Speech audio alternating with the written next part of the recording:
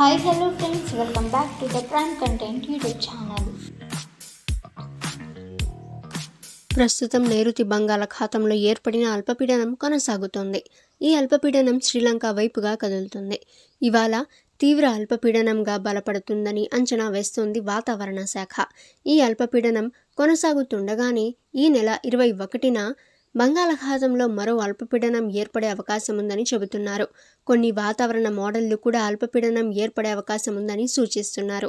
ఈ అల్పపీడనం ఈ నెల 23 నాటికి శ్రీలంక తీరం వైపు కదులుతుందని అంచనాలు ఉన్నాయి. బంగాళాఖాతంలో శనివారం ఏర్పడే ఈ అల్పపీడనంపై 2-3 రోజుల్లో స్పష్టత వచ్చే అవకాశం ఉందని చెబుతున్నారు.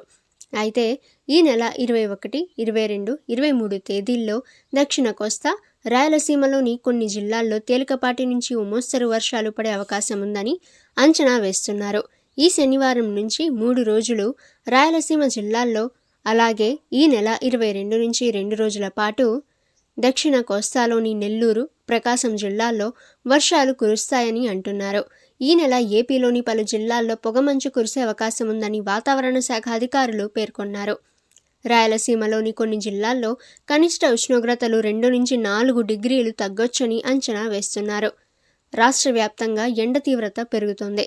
బుధవారం కర్నూలులో రాష్ట్రంలోని అత్యధికంగా గరిష్ట ఉష్ణోగ్రత 34.4 డిగ్రీలుగా నమోదైంది. ఉష్ణోగ్రతలు మరింత పెరుగుతాయని అధికారులు చెబుతున్నారు. ప్రస్తుతం రాత్రి నుంచి ఉదయం వరకు చలి, పొగమంచు తీవ్రత కొనసాగుతుంది. అయితే పగటిపూట మాత్రం ఎండల తీవ్రత కనిపిస్తుంది. గత కొన్ని రోజులుగా ఎండల తీవ్రత పెరిగింది. ఫిబ్రవరి నెలలోనే ఏకంగా 35 డిగ్రీల వరకు ఉష్ణోగ్రతలు నమోదవుతున్నాయి.